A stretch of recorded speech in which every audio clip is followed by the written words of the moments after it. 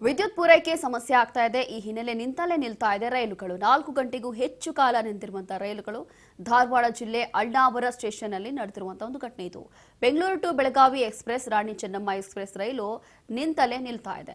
ಅದರಲ್ಲೂ ಕೂಡ ಲೋಂಡಾದಲ್ಲಿ ಆಗಿರುವಂತಹ ವಿದ್ಯುತ್ ಸಮಸ್ಯೆಯಿಂದ ಆಗ್ತಾ ಇರುವಂತಹ ಒಂದು ಸಮಸ್ಯೆ ಇದೆ. ಸಮಸ್ಯೆಯನ್ನ ಬಗೆಹರಿಸಲು ರೈಲ್ವೆ ಸಿಬ್ಬಂದಿ ಹರಸಾಹಸವೇ ಪಡ್ತಿದ್ದಾರೆ.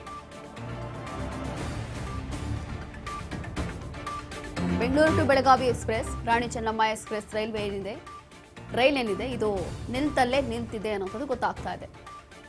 ವಿದ್ಯುತ್ ಸಮಸ್ಯೆಯಿಂದ ರೈಲುಗಳು ನಿಂತಲ್ಲೇ ನಿಂತಿದೆ. ಲೋಂಡಾದಲ್ಲಿ ಆಗಿರುವಂತಹ ವಿದ್ಯುತ್ ಸಮಸ್ಯೆಯಿಂದ ಇಷ್ಟೆಲ್ಲ ಎಫೆಕ್ಟ್ ಆಗ್ತಾ ಇದೆ. ಈ ಸಮಸ್ಯೆಯನ್ನ ಬಗೆಹರಿಸಲಿಕ್ಕೆ ರೈಲ್ವೆ ಸಿಬ್ಬಂದಿ ಹರಸಾಹಸವೇ ಪಟ್ಟಿದ್ದಾರೆ. ಧಾರವಾಡ ಜಿಲ್ಲೆ ಅಳ್ನಾವರ ಸ್ಟೇಷನ್ನಲ್ಲಿ ನಡೆದಿರುವಂತಹ ಘಟನೆ ಇದು. 4 ಗಂಟೆಗೂ ಹೆಚ್ಚು ಕಾಲ ರೈಲುಗಳು ಈ ರೀತಿಯಾಗಿ ಸ್ಟಾಪ್ ಆಗಿಬಿಟ್ಟಿದೆ. ಹೀಗೆ ಸದ್ಯಕ್ಕೆ ರೈಲ್ವೆ ಸಿಬ್ಬಂದಿ ಹರಸಾಹಸ ಪಡ್ತಿದ್ದಾರೆ. ಏನಾದರೂ ಟೆಕ್ನಿಕಲ್ ಇಶ್ಯೂ ಆಗಿರ್ಬೋದಾ ಅಂತ ಹೇಳಿ ಚೆಕ್ ಮಾಡ್ತಿದ್ದಾರೆ. ಬಟ್ ಇಲ್ಲಿ ವಿದ್ಯುತ್ ಪೂರೈಕೆ ಸಮಸ್ಯೆ ಉಂಟಾಗ್ತಾ ಇದೆ ಅನ್ನೋದು ಕೂಡ ಗೊತ್ತಾಗ್ತಾ ಇದೆ.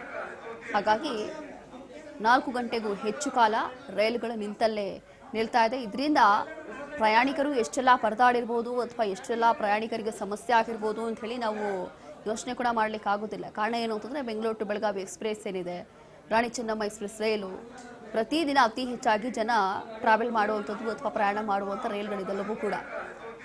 ಆದರೆ ಈಗ ಈ 4 ರೈಲುಗಳು ಕೂಡ ಗಂಟೆಗಟ್ಟಲೆ ನಿಂತಲ್ಲೇ ನಿಲ್ತಿದೆ.